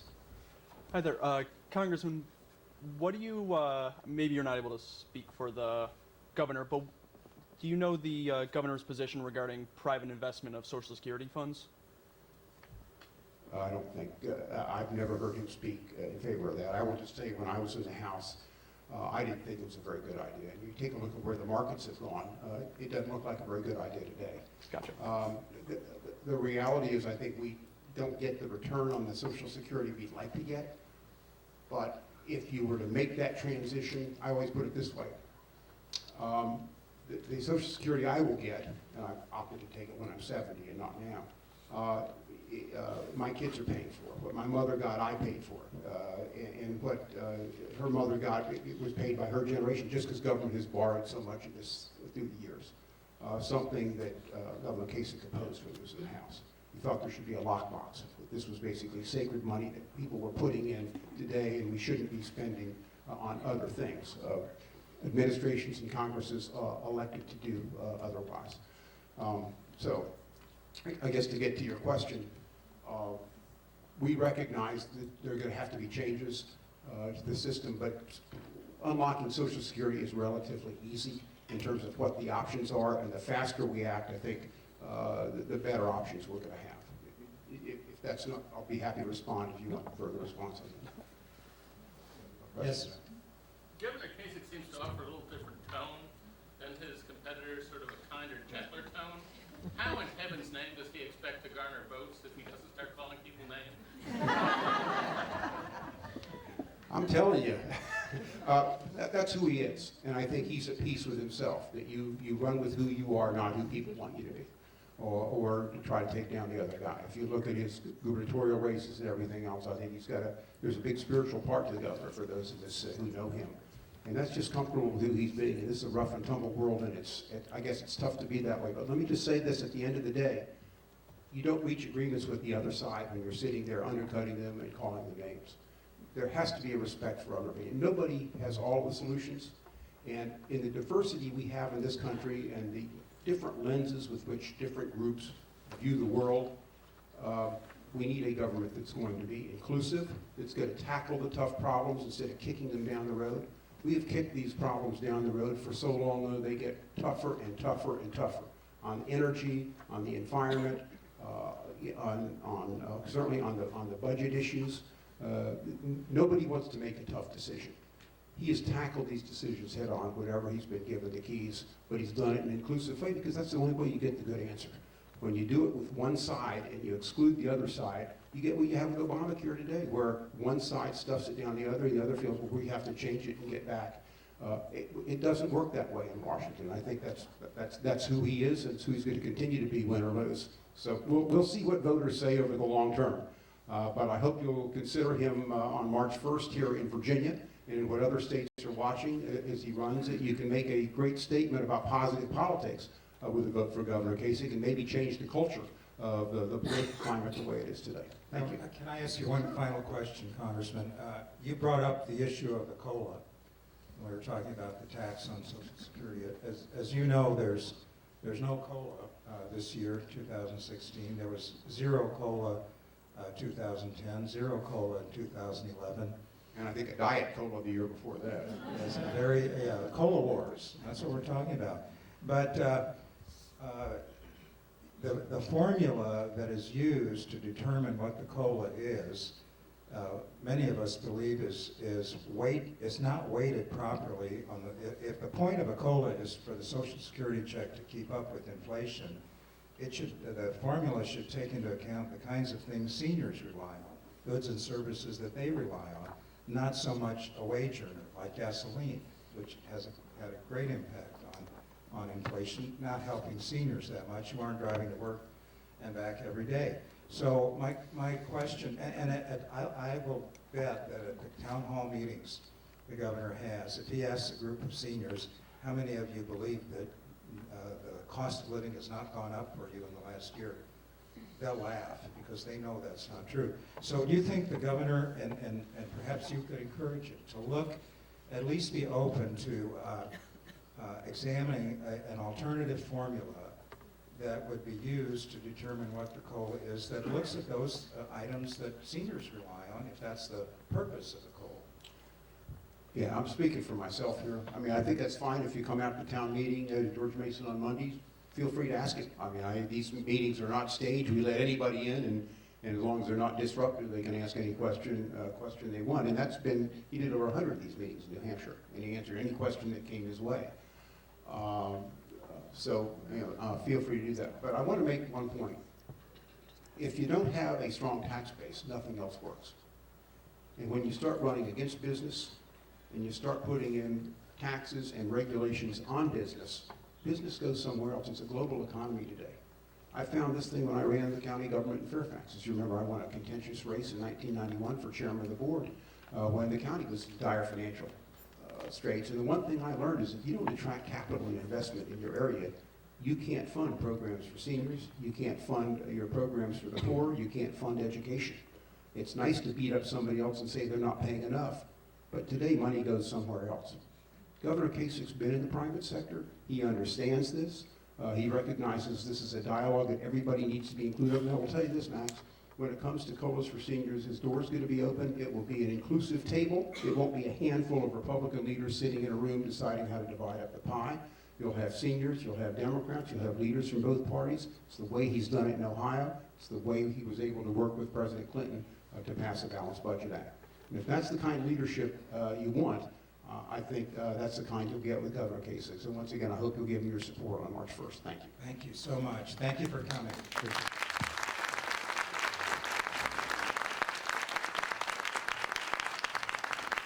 Now, I think we're going to take a couple minute, 5-minute break. No, we're going to go right ahead. We're not going to break. We're going to get Senator Sanders on this, and I've got to go over here to make it work.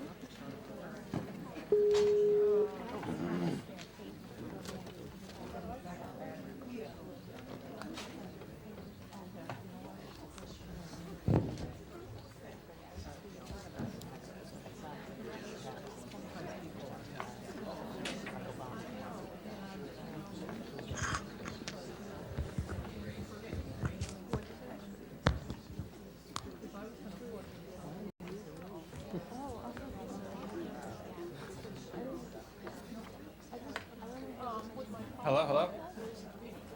Testing, testing. Talk to me.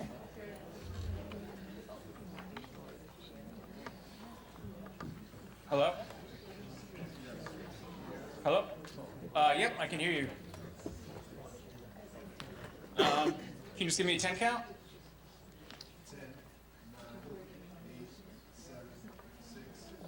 Okay, sounds good. Just please speak up a little bit when you are asking the questions. Okay, thank you. All right, so we're good.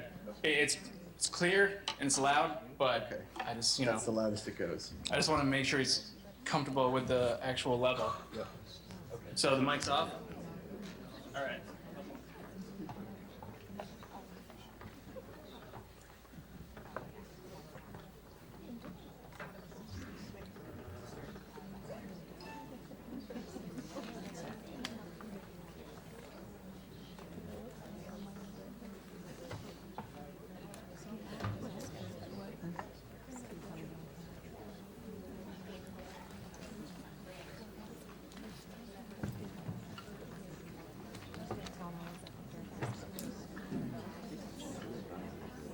No, the Jordan one check. That's my picture. Medicaid. They're highlighting.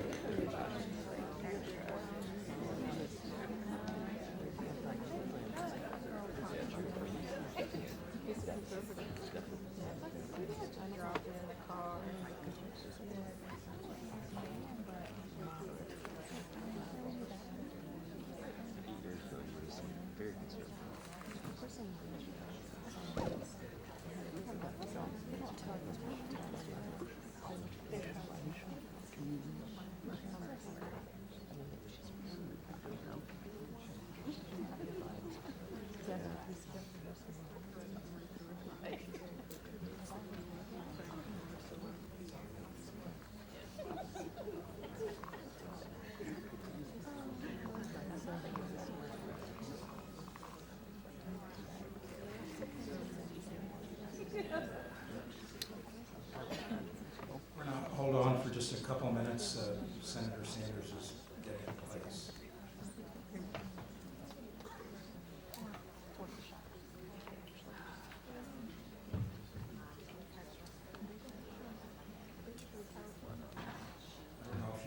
amazed as I am that this actually works. But, There it is.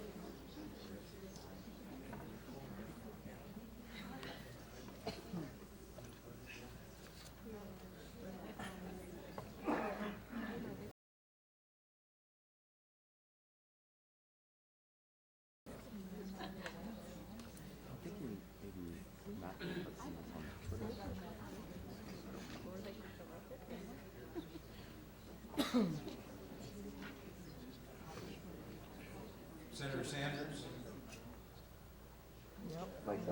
Hold on a second. Testing, testing, testing, 1, 2, 3. Testing. All right. Senator, it's Max Richmond. We're so honored that you would take time from what I know is an amazing schedule to appear before the Leadership Council of Aging Organizations. I'm going to give you a very, very brief introduction because we want to hear from you. Senator Sanders, as we all know, has had a long, distinguished public record of service as a U.S. Senator, a U.S. Representative, Mayor of Burlington.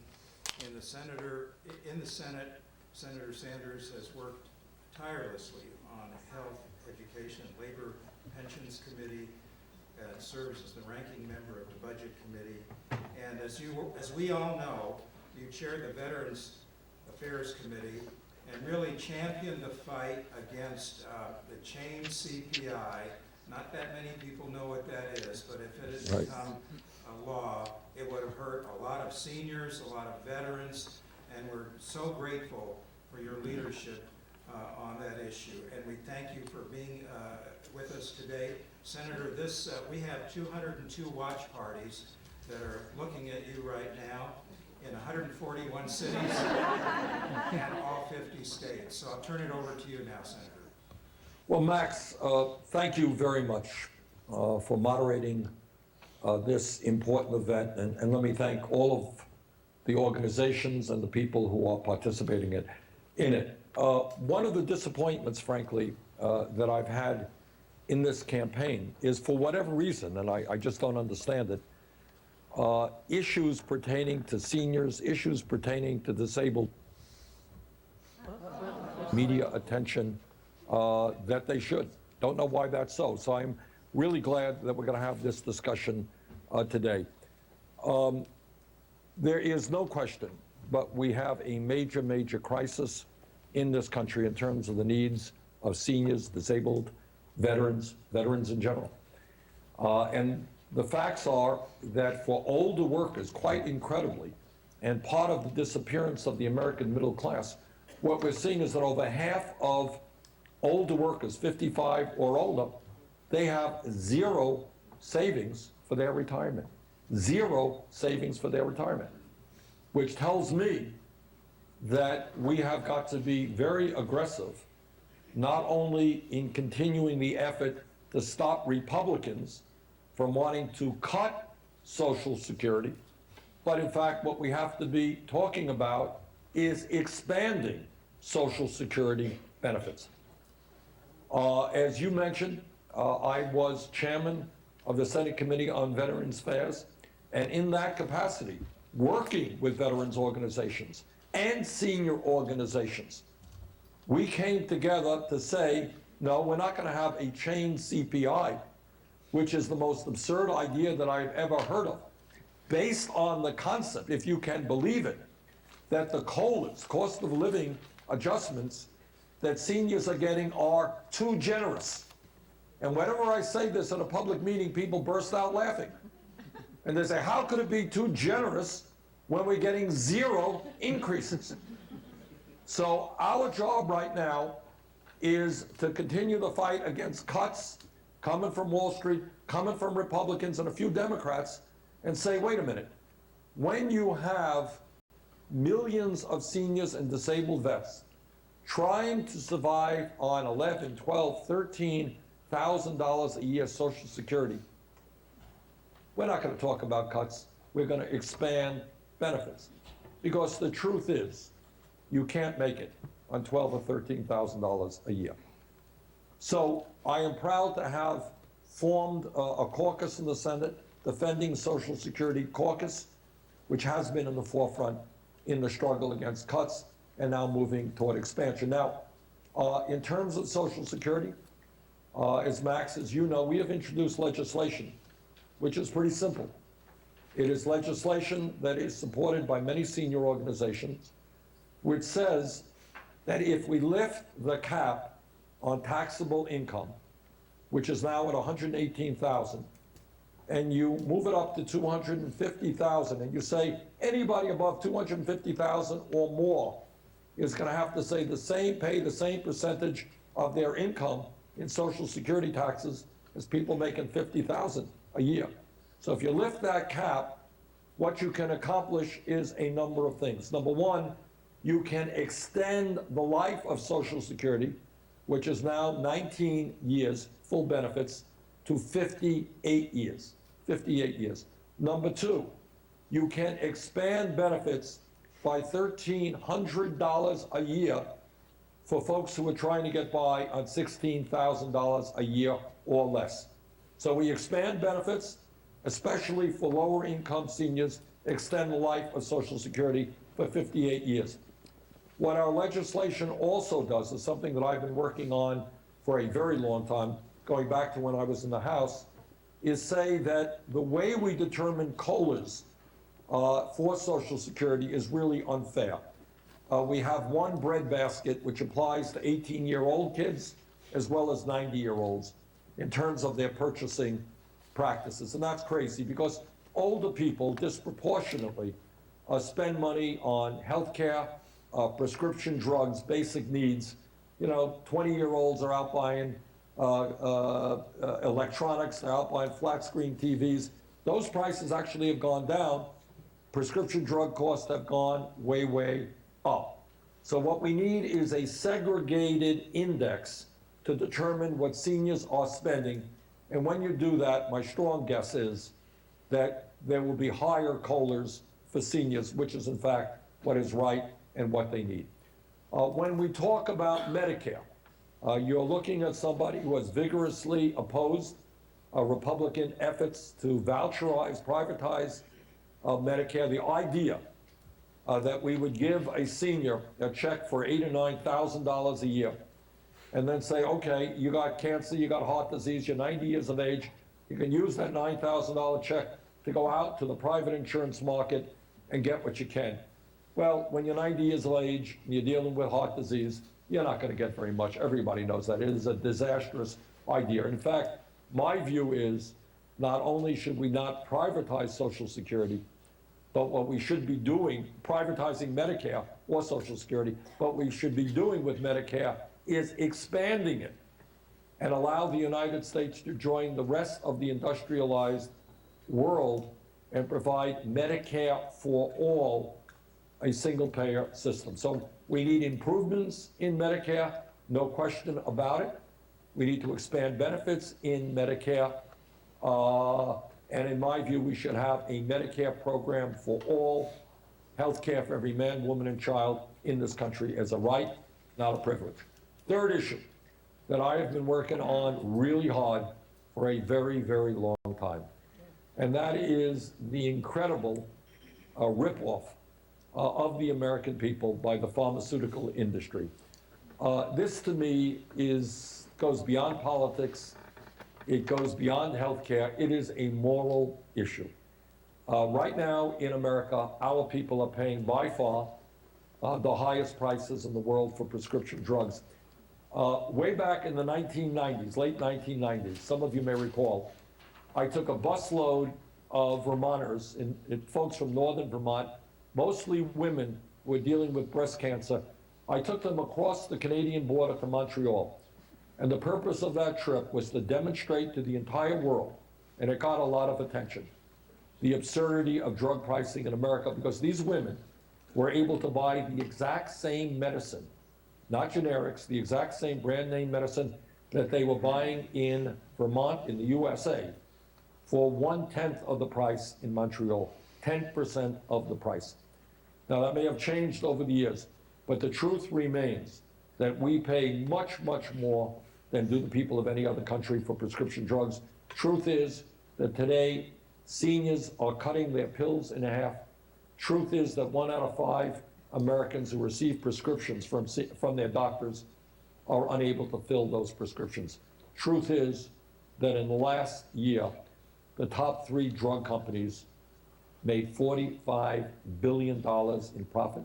And because of the power of the drug industry, the pharmaceutical industry, they can do anything they want. They can double the price of your medicine, triple the price tomorrow. Nothing anybody can do about it.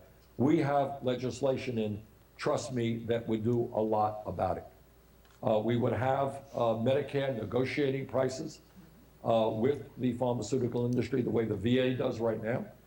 We would allow prescription drug distributors and pharmacists to be able to purchase brand name products, pharmaceutical products from Canada, and I believe elsewhere, going through safety protocol, which would force prices in this country down to the level of other countries. So those are some of the issues, Max, that we have been focusing on, and I look forward to continuing this discussion with the people who are here today. Thank you very much, Senator. I had just a couple of questions that came from our online community. I've heard you talk a lot about Medicare for all, and I'm wondering if you would consider in your expansion of Medicare for all, adding coverage. As great a program as Medicare is, as you know, it does not cover vision, dental, hearing, things that are pretty important to the health and safety of Yes. seniors. And what is Yes. your view on that? I agree with that. I mean, we are talking about, when I talk about Medicare for all, what I am talking about is providing comprehensive health care coverage for all Americans. Last that I heard, hearing issues is part of what health care is about. As you also know, I have been very cognizant and have been in a leadership position about dealing with dental care in this country. Again, it is an issue that gets almost no coverage. I have introduced the most comprehensive dental legislation in the history of this country, which would make it far, far easier for the American people, seniors and others, to be able to get affordable, quality dental care. Dental care is certainly part of what health care is. Thank you, Senator. We have another question from our online community, and as you know, we are facing a crisis with Alzheimer's that is devastating not just to families, but to our healthcare system overall. And can you talk a little bit about what you would do to hopefully aggressively support efforts, research efforts to address this awful disease? You know, one of the absurdities with regard to Republican legislative priorities is they are very anxious to give huge tax breaks to billionaires. They see no end in the need to increase funding for defense or go to war here or there or the other place. But when it comes to research and development for serious medical diseases, Alzheimer's being one of them, cancer being another, somehow or another they think that what makes sense is to cut funding for the NIH and other government agencies that have been so successful over the years in developing therapies for serious health issues. Look, in terms of Alzheimer's, not only are you right in saying this is a terrible, terrible disease in terms of what it does to the individual, but it is also a terrible disease in what it does to the families. What you have is daughters or husbands no longer able to work full-time or are spending substantial sums of money trying to provide care for their parents who are suffering with Alzheimer's. This has a huge impact on the economy, on people's income, both in terms of making less money and then spending more money. So clearly, I think we have to address this issue in at least two basic ways. Number one, you're right, we need more research into the causes of Alzheimer's and doing the best that we can to treat this terrible disease. Number two, we need to provide protection and support for caregivers. I think this is an issue that has not gotten the kind of attention that it deserves. And by the way, as our population ages, both in terms of the number of people afflicted with Alzheimer's and the number of family members providing care to those who are afflicted, this becomes a bigger and bigger issue, a more and more costly issue. It is an issue we cannot continue to ignore. Thank you, Senator. One final question from our online listeners. As you know, Social Security beneficiaries pay federal tax on their benefits once they reach a threshold of $25,000 per year. That level has stayed the same for over 20 years.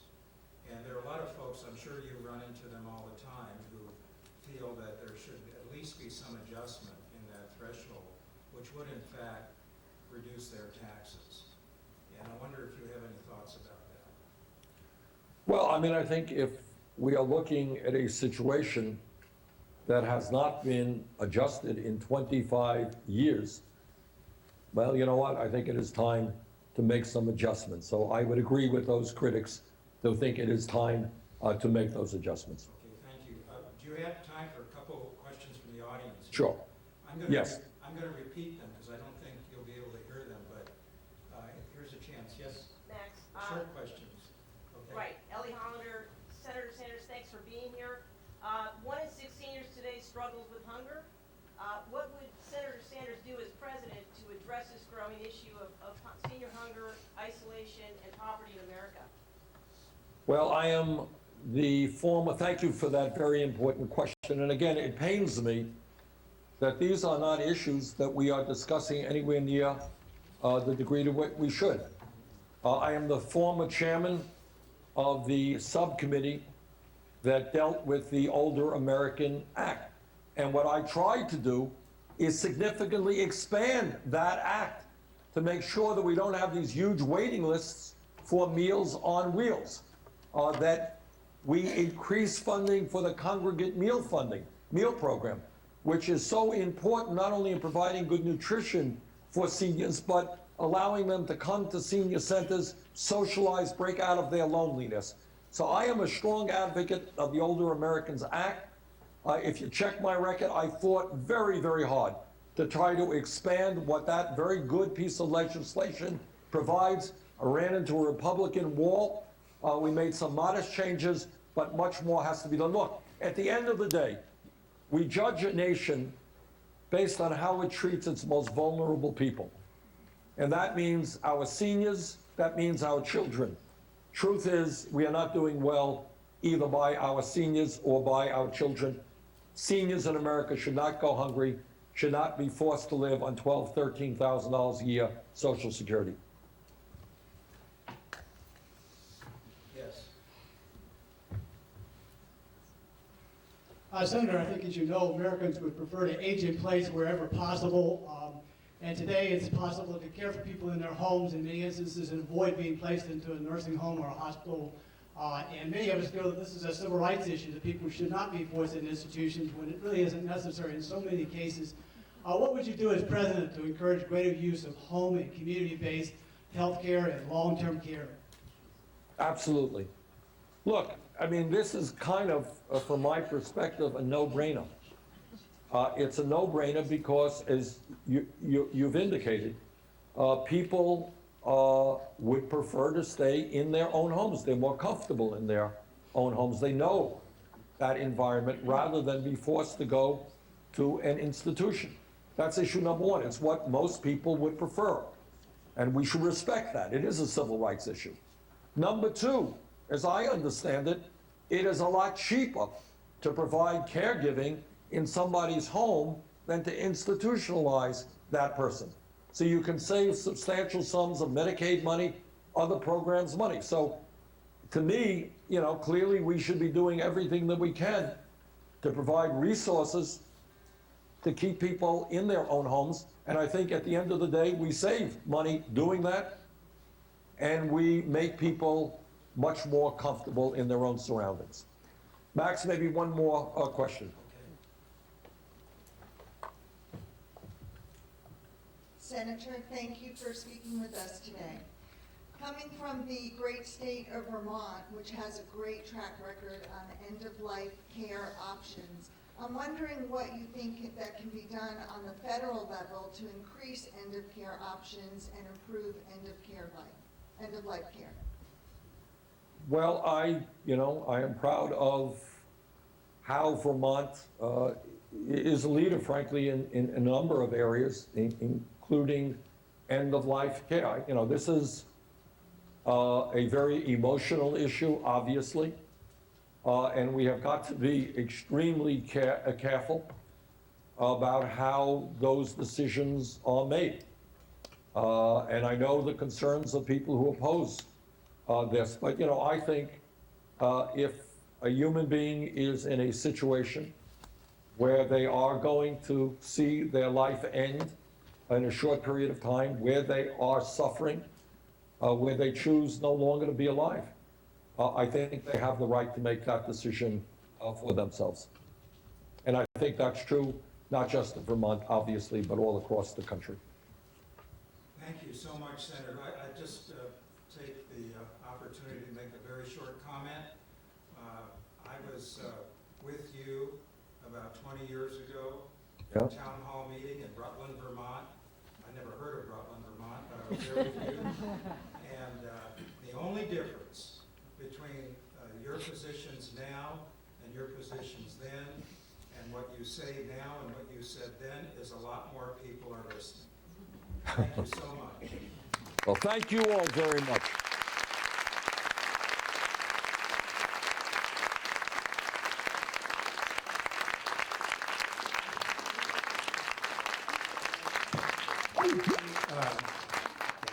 Thank you all. We're going to wrap this up. I just wanted to once again thank I think the sound cut out, Julie tells me, so I want to make sure the sponsors that helped us make this possible, ARP, Compassion and Choices, and the National Committee to Preserve Social Security and Medicare were acknowledged. And I also want to make sure that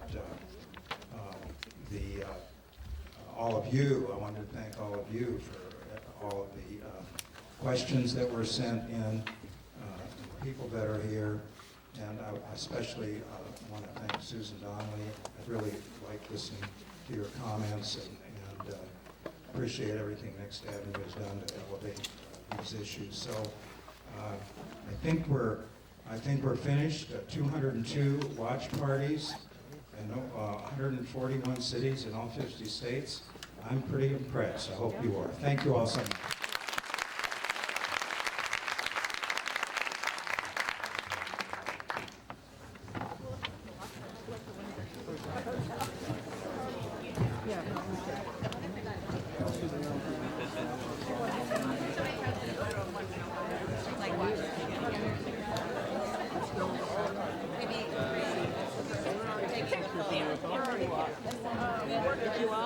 Oh, I saw you on here. You were. I saw the land you were. We're with the postal workers. Oh, okay.